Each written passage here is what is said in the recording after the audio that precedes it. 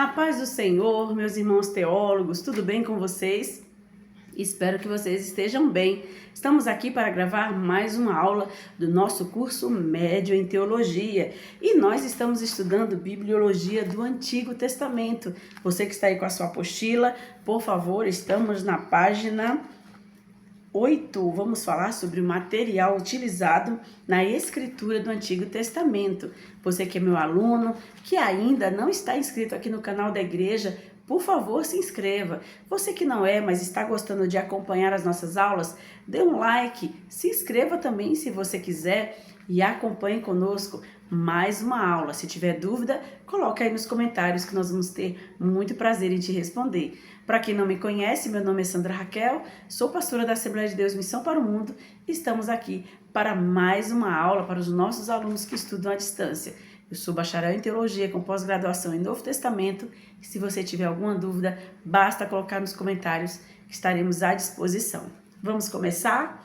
Os materiais utilizados para a escritura da Bíblia Sagrada, tanto do Antigo como do Novo, foi o papiro e o pergaminho. Está aí na página 8. O papiro, também conhecido como junco, é uma planta aquática muito comum no Egito, e com seu caule, né, eles produziam um material semelhante à folha de papel que os antigos utilizavam para a escrita. O outro, e na verdade foi da palavra vocábulo papiro que se originou o nome papel, né, a palavra papel. O pergaminho já era completamente diferente, né? O nome deste material provém da cidade de Pérgamo, uma cidade na Ásia Menor, hoje a atual Turquia, onde se originou, onde ele era produzido, né? Onde originalmente era produzido os pergaminhos. Ele é fabricado com peles de cabra ou de ovelhas e o pergaminho era submetido a vários processos industriais até estarem completamente prontos para a escrita. Eu vou colocar aí no grupo 2 vídeos, um com o Rodrigo Silva mostrando uma fábrica de papiro e outra sobre a fabricação de pergaminho, para aumentar mais ainda o seu conhecimento. A divisão do nosso Antigo Testamento, o nosso protestante, não da Bíblia hebraica, já já a gente vai falar sobre ele. A divisão do nosso Antigo Testamento ficou assim: primeiro, lei, que são os 5 primeiros livros da Bíblia ou a Torá, judeus. Depois, livros históricos, que são 12, Josué, Juízes, Ruth, 1º e 2º Samuel, 1º e 2º Reis, 1º e 2º Crônicas, Esdras, Neemias e Esther, e depois os livros poéticos, que são 5, Jó, Salmos, Provérbios, Eclesiastes e Cantares de Salomão. E ainda nós temos os profetas, os livros proféticos, onde eles se dividem em profetas maiores e menores. Os maiores são Isaías, Jeremias, Lamentações, Ezequiel e Daniel, e os profetas menores são 12, que vão de Oséias a Malaquias. As línguas originais, elas estão divididas, né? Um pouco de hebraico, com um pouco de aramaico e também um pouco de, no caso aqui, se eu for falar da Bíblia toda, utilizando ainda o Novo Testamento, eu teria que dizer que também tem o grego. As línguas originais, hebraico, aramaico e grego. A divisão de capítulo e versículo estão na página 9, eu vou pedir para vocês lerem, mas só para vocês entenderem que a Bíblia foi originalmente escrita sem capítulo e sem versículo, apenas bem mais na frente, lá 1228, 1250, 1445, 1555, de 1200 a 1500 foi que este trabalho de divisão de capítulos e versículos da Bíblia foram sendo feitos e aperfeiçoados. Na página 10, ele vai falar sobre os manuscritos mais antigos da Bíblia, que são os Targums, que significam traduções. Eles vêm desde a época da Babilônia, onde eles liam o texto em hebraico e traduziam para o aramaico, que era a língua falada da época, e essas traduções foram muito importantes, inclusive no seu retorno à Terra Santa, né? Inclusive no seu retorno quando eles estavam de volta ali após deixa eu pegar aqui, deixa eu voltar aqui a página, estavam de volta ali do cativeiro. Isso está em Neemias 8:8, onde aqueles que conheciam o hebraico iam traduzindo para o aramaico para aqueles que não conseguiam entender o que estava sendo lido por Esdras.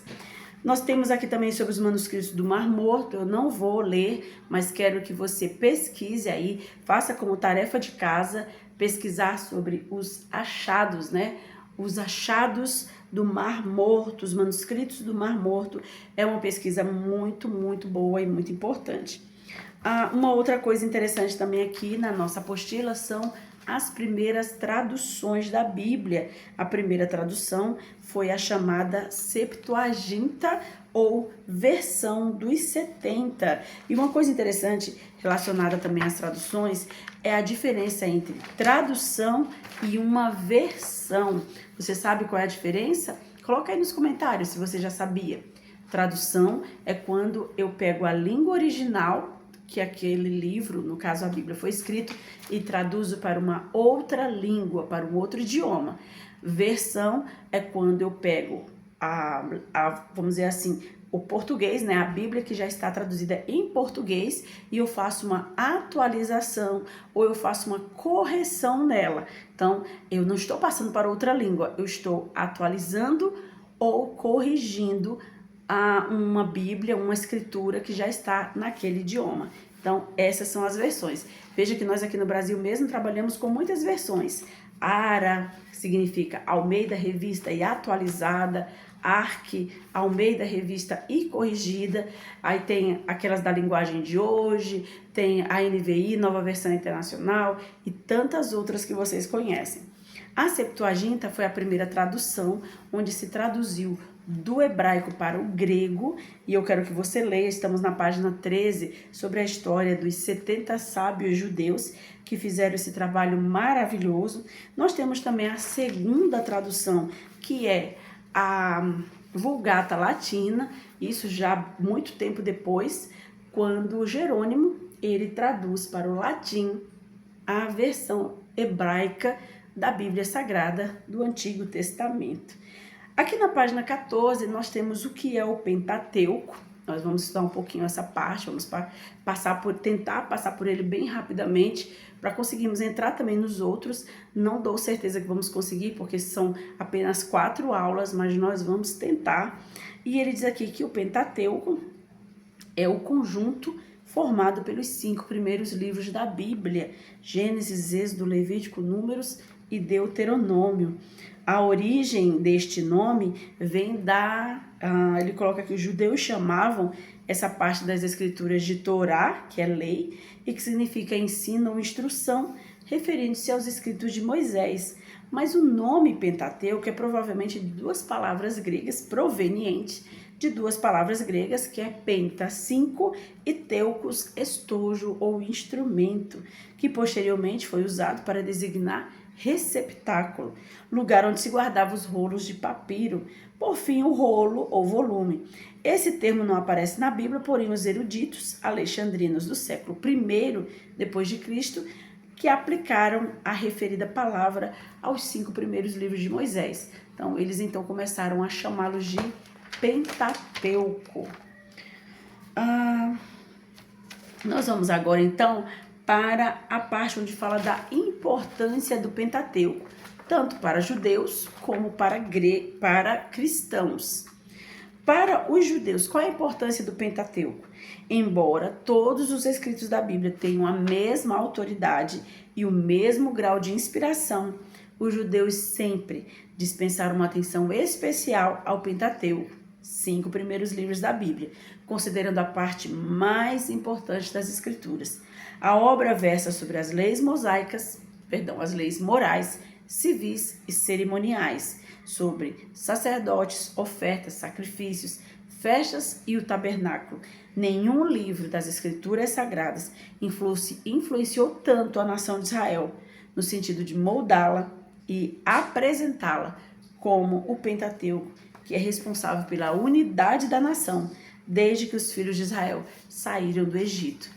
Quando Deus tirou Israel do Egito, Deus estava instituindo uma nação. Para uma nação ser verdadeiramente reconhecida como nação, ela precisa ter uma terra, que era para onde Deus os estava levando, que era a terra de Canaã. Ele precisa ter leis, que é justamente o Pentateuco que foi entregue para eles por Moisés, e eles precisavam ter um povo. Apesar de muitos terem morrido no deserto por sua própria rebeldia, uma nação, um povo entrou na terra de Canaã, conquistou e se transformou na nação de Israel. Vamos então para o livro do Gênesis, que é o primeiro livro aqui do Pentateuco. Primeiro, o nome Gênesis significa origens, é o livro das origens. No hebraico, o nome é Bereshit, que significa no princípio. O livro do Gênesis é o livro das origens. O nome vem da palavra grega Geneseus, que significa origens. A Septuaginta traduziu a palavra Toledote para gerações, genealogia, e estas são as origens. Gênesis é o livro de origens do céu, da terra, do homem, do pecado, do sacrifício pelo pecado, da promessa de redenção, do casamento, da família, do homicídio, das nações, das línguas e da nação de Israel. Eu vou parar aqui e vou voltar um pouquinho, porque eu li sobre a importância do Pentateuco para os judeus, mas não li para a igreja, acabei pulando. Então, qual a importância do Pentateuco para os cristãos? Contém as bases doutrinárias para o cristianismo, e a história da redenção começa no Pentateuco, consumada em Cristo. Jesus disse, com respeito a Moisés, de mim escreveu ele. Isso está em João 5:46. A redenção de Israel e o ritual do tabernáculo no Pentateuco são figuras da redenção de toda a humanidade e do sacrifício de Jesus. Agora sim, vamos voltar para o Gênesis. No conteúdo do livro, o livro se divide em duas partes principais. A primeira vai do capítulo 11, que narra a origem dos céus e da terra, em histórico geral do mundo, com o dilúvio e a Torre de Babel. A segunda registra a história do mundo patriarcal, que narra a vida dos principais patriarcas, Abraão, tronco da nação de Israel, Isaac e Jacó, progenitores do povo eleito, e registra também a história de José e dos seus irmãos, e da ida para o Egito. O livro termina com a morte de José no Egito. E é tão legal, né?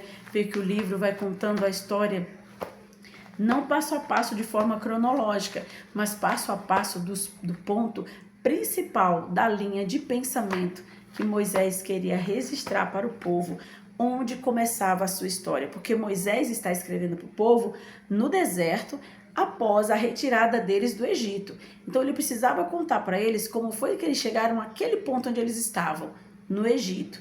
E o livro do Gênesis se encerra exatamente ali, com o povo no Egito, o povo de Abraão, o povo de Isaac, o povo de Jacó no Egito, e então ali eles vivendo bem com José até a morte de José. E aí onde entra o Êxodo, falando sobre que aquele novo faraó que se levantou não conhecia José e começa então a maltratar o povo.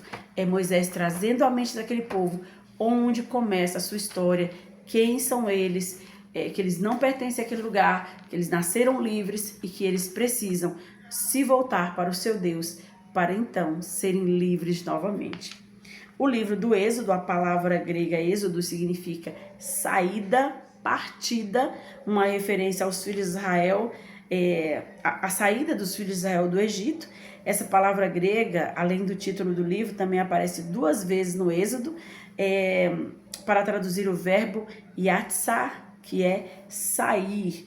Uma coisa interessante também, que eu acho que eu pulei aqui também da nossa apostila, são os nomes originais em hebraico, que é justamente a primeira palavra, ou às vezes a segunda ou a terceira palavra de cada livro. No caso do Gênesis, é o Bereshit, que é a primeira palavra que tem no livro do Gênesis, é no princípio. No caso do Êxodo, é Vaikra, que é e chamou. Procure aí na sua Bíblia. Geralmente as Bíblias com tradução mais antiga, com versão mais antiga, traz melhor essas palavras. Algumas Bíblias na linguagem de hoje, um pouco mais atualizadas, elas mudam um pouco, mas em geral são as primeiras palavras que estão no texto, que é o nome do livro em hebraico. Então, do livro do Êxodo é Vaikra e chamou. Refere-se, deixa eu voltar aqui, pulei aqui, é o Shemot, que significa nomes. Esse é o do Êxodo, Shemot, que significa nomes, é o nome hebraico para o livro do Êxodo. Agora sim, Vaikra, que significa e chamou, refere-se ao livro de Levítico. O quarto livro, que é Números, chama-se Bamidbar, no deserto. E Deuteronômio é Devarim, que significa as palavras. Então, aqui no livro do Êxodo, a palavra é Shemot, os nomes. O conteúdo do livro, o livro apresenta 3 partes principais. A primeira parte é a opressão de Israel pelo Egito, que vai do capítulo 1 até o capítulo 12. Depois a sua libertação de Israel por Deus, que vai do capítulo 12 até o 19. E a partir daí, a promulgação da lei no Sinai. Depois nós vemos a opressão. Os filhos de Israel viviam em paz no Egito anos após a morte de José, até que se levanta um novo rei que não o conhece. Quero que você acompanhe e pesquise sobre o faraó do Êxodo. Eu vou colocar alguns vídeos aí para vocês assistirem, de Rodrigo Silva, explicando direitinho quem teria sido o faraó do Êxodo. A libertação de Israel. As 10 pragas revelam o poder e a soberania de Deus sobre todas as coisas. A morte dos primogênitos do Egito, pela intervenção divina, marcou o início da libertação de Israel.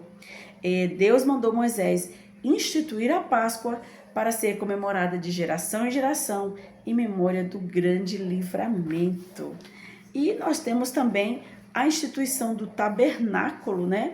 Com todas as suas divisões, o átrio, o altar do holocausto, pias de bronze, o lugar santo, a mesa dos pães, o candelabro, o altar do incenso.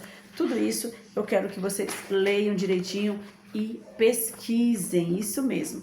E para a gente fechar aqui, nós vamos para o livro de Levítico. O nome é a herança do título. O nome é a herança do título do mesmo livro da Septuaginta, que quer dizer levitas. Os levitas eram os descendentes de Levi, filho de Jacó com Lia, que foram separados por Deus para o cuidado do trabalho religioso. A estrutura do livro, o livro deve ser lido como uma continuação dos capítulos 25 ao 40 de Êxodo, pois a primeira expressão do livro é "E chamou o Senhor a Moisés". Sugere esta estrutura, que na realidade vai até o livro de Números 10 e 10, narrando o primeiro ano do nascimento da nação de Israel. Temos também os 3 grandes temas de Levítico, que é Deus está presente. O Senhor chama Moisés na tenda da congregação e diz que é um Deus que habita no meio do povo e que é único. Também fala sobre a sua santidade. A grande mensagem está na expressão "sejam santos, porque eu sou santo", que aparece igualmente nos 2 versículos. Deus chama o povo à santidade. E a expiação. Deus não habita onde existe pecado. Ele ama o pecador, mas é intolerante ao pecado. E aí nós vamos para o livro de Números e, por último, o livro de Deuteronômio. O livro de Números contém uma descrição dos fatos que aconteceram na peregrinação no deserto, como o povo que saiu do Egito sob o comando de Moisés, e o seu ponto de partida é o Monte Sinai, e daí prosseguirá sua jornada no deserto por uma geração inteira até alcançar os confins da terra prometida. É aqui nessa parte onde Deus diz que aquela geração não entraria na terra até que todos os de 20 anos para cima tivessem morrido, porque foram rebeldes. A primeira parte, na estrutura está dividida em 2 partes. A primeira parte do livro está dedicada, antes de tudo, à organização das tribos, em torno da tenda e com várias tarefas dos levitas que estão a serviço desta tenda, e a segunda parte contém várias passagens que mostram o que significa, com certeza, caminhar com o Senhor. Pois ele está pronto a ajudar o seu povo, todavia, sobretudo, é um Deus que castiga qualquer rebelião. E aí nós vemos o livro do Deuteronômio, deriva-se do título da tradução da Septuaginta, a saber, Deuteronômio, composto por Deuteros, que significa segundo, e nomos, lei, significa segunda lei, ou repetição da lei, que vem da tradução grega da frase hebraica em Deuteronômio 17:18, que corretamente é traduzida por cópia da lei. Em contraste com os preceitos minuciosos narrados em Êxodo, Levítico e Números, relativos ao tabernáculo, ao culto e a outros assuntos, respeitante a instrução dos sacerdotes e dos levitas, este livro diz claramente qual é a vontade do Senhor para os membros da congregação, levando-os a saber as funções dos sacerdotes como ministros e os levitas como instrutores da lei. Se você ainda não leu o livro de Deuteronômio, eu te aconselho a ler. Ele é um livro muito mais leve e muito mais gostoso de ler do que os demais, que são bastante repetitivos, sempre repetindo a mesma coisa, somente relacionado a sacrifícios, a ofertas, mas o Deuteronômio é muito gostoso de ler, porque ele é como um discurso, ele é como um resumo de tudo que já havia sido falado, mas de forma bem organizada. E algumas coisas que não estão escritas lá em Números, nem no Êxodo, aparecem lá no Deuteronômio bem explicadinhos. Então vale a pena você ler o livro de Deuteronômio. Desculpa correr aqui, vou colocar alguns vídeos para ajudar vocês em um maior aprendizado de vocês. Quero que vocês pesquisem, quero que vocês me mandem perguntas, leiam a apostila porque ela está muito boa e eu tenho certeza que você vai crescer muito com esse estudo da bibliologia do Novo Testamento. Que Deus abençoe você, do Novo Testamento não, perdão, do Antigo Testamento. Que Deus abençoe você, fique na paz.